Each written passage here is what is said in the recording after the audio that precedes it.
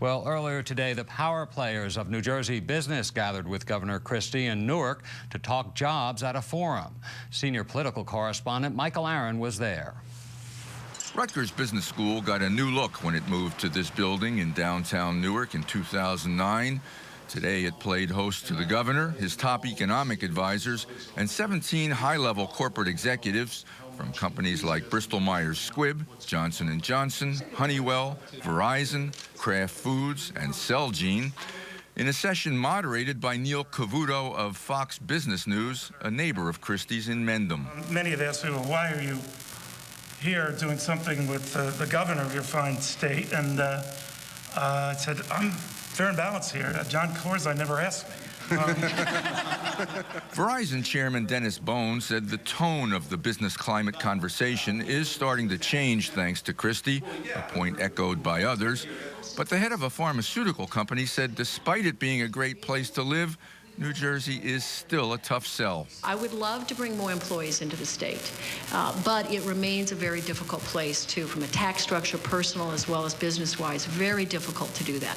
Most employees who come in want to move to Pennsylvania because they can commute in. And then in terms of expanding, again, we look often still times outside the state to expand. The answer to that, said the governor, is to lower taxes. A top IBM executive urged the governor to veto the single sales factor bill. It's part of the 30-bill jobs package the legislature has sent to the governor for his signature. And despite being endorsed and lobbied for by major state business organizations, it favors New Jersey headquartered businesses over multi-state ones. The single sales factor only looks at revenue, and the three sales factor looks at revenue, the jobs you have in New Jersey as a proportion of your revenue, and the property you have in New Jersey. So essentially, the focus only on revenue advantages New Jersey companies but disadvantages any multi-state company. So what will happen is IBM and multi-state companies will end up paying significantly more tax, which of course is a disincentive to investment and retaining jobs in New Jersey. Democrats in the legislature have been chastising the governor lately for not emphasizing job creation in his recent speeches. Whether by design or not, a session like this paints exactly the opposite picture. Toys R Us has been based in the state for about 4 decades, and we've never been invited to participate in a forum like this before. So this is really a terrific first step, and I hope it's going to continue.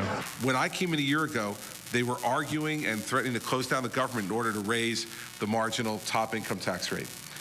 Last month, they passed 30 different bills giving different types of business tax credits and business tax cuts, bills that are sitting on my desk to be considered right now.